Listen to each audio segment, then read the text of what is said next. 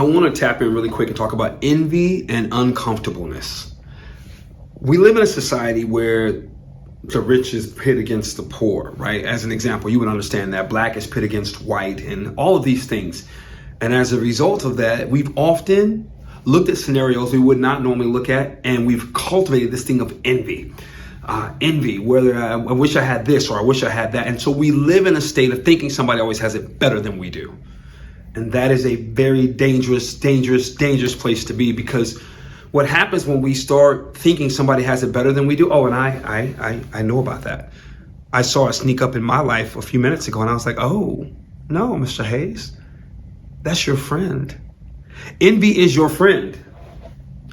But when it's not perceived as your friend, it becomes your enemy, the enemy to your soul. And what happens is you start to think thoughts that aren't true. You start making up stories in your head about why somebody has this and you don't, or that opportunity and you don't, and et cetera, et cetera. You were born this way or that way and they weren't.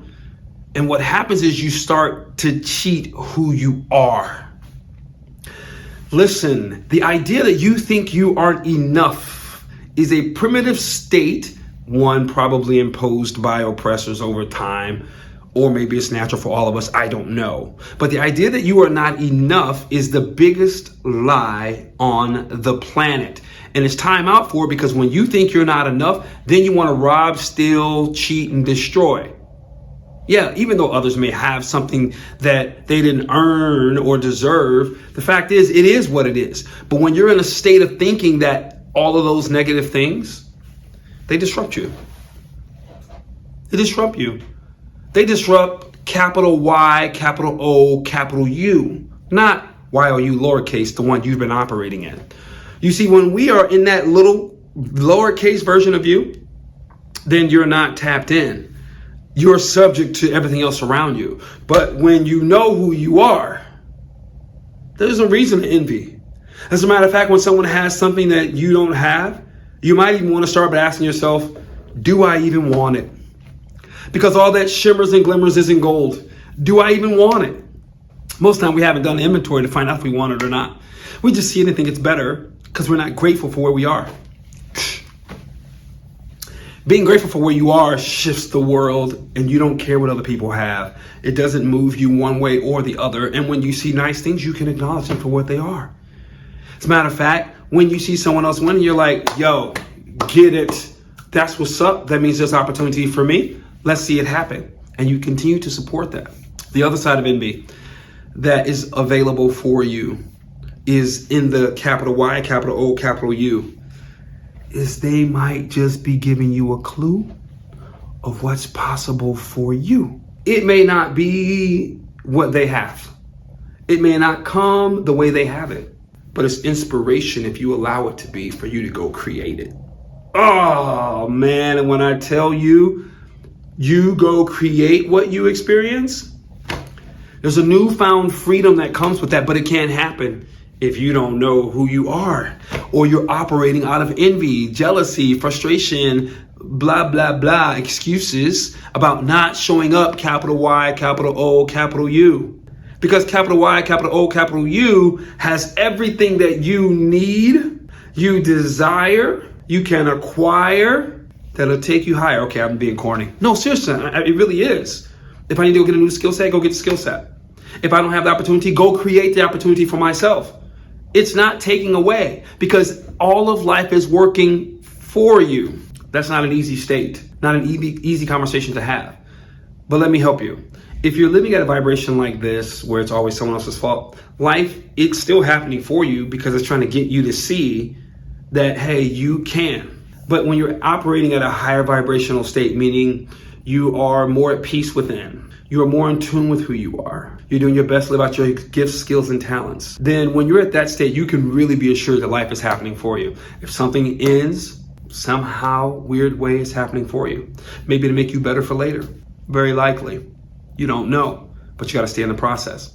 If something you are experiencing is not what you aspired, it's just to make you hungrier. It's just to inspire you, to cause you to create, to develop, to tap into the divinity within you so you can cultivate the reality outside of you. and then step into it. If we would only see each other for who we really are, not this see. This is so deceiving. Because we don't see people, we don't know where they are on their journey. And that journey is designed for all of us to win. That's why it's important that we uplift one another and we cheer one another along, so that when I rise, you rise. When you rise, I rise. If you judge me where I am by what you see right now, you're missing out. But hey, it's your choice. If you see what's happening inside of me, then you latch on and you connect. And that is where life begins, which is why you don't have time to envy. You must celebrate. You must raise your vibration, integrate yourself into the celebration of what's happening, and use it to cultivate what you actually want, so that you stay in control of your actual existence, your life, your experiences, because all of those things are designed to help you manifest capital Y, capital O, capital U. Listen, if this message provided value for you, share it with somebody. It's the Monday moment. You don't know who's struggling, but you do know that when good information is shared, it needs to be shared. Wait. I forgot. I've always got to be instructional. I've always got to add value. So I talked about the concept of not allowing MB to impact you, and then the capital YOU and stepping into it. I have a few things coming up, but for now, I need you to do a couple of things. Number one, I need you to do inventory. Inventory of what it is that you actually want. Because if you're not clear about what you want, you can be envious about anything. And that's not healthy for you and for how to live your life. So make an inventory of what do you really want. I love to talk about the 7 areas of life. Go Google it, find out what you want in each of those areas so that you can have the life you want. It's not going to be guaranteed. You're going to have to make some sacrifices. You're going to have to raise the bar. You're going to have to grow and expand. But you're capable of doing that. That's why I'm telling you about it. So go make a list of what it is you actually want, so when someone else has it, you can learn from them or not even be bothered because it's not what you want. The second thing I want you to do is I want you to find out, okay, what's the work that's required to get it done? Based on where I am, where am I? I know what I want, where am I now? And really get real with that.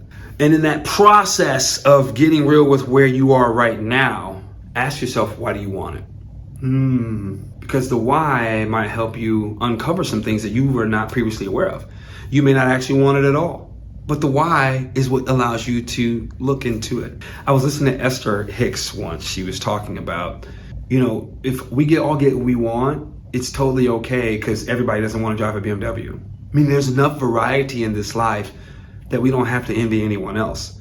But if you don't know what you want, then you're just out here. So define it, get clear about it. It's possible. All right, now that you've done that, you've got the list, you have an idea of what you want, and you've been thinking about the why. The last thing for you to do is do the freaking work. I'm in a mastermind right now. It's kicking my tail. But you know what? Do the work. If you don't do the work, you don't get to blame anybody. Now, this is not pull yourself up by the bootstrap conversation. That's not what I'm talking about. I'm talking about applying you to a purpose that's inside of you from a desire that you have, that you understand why you have it, and then go get it. You can do it. I believe in you.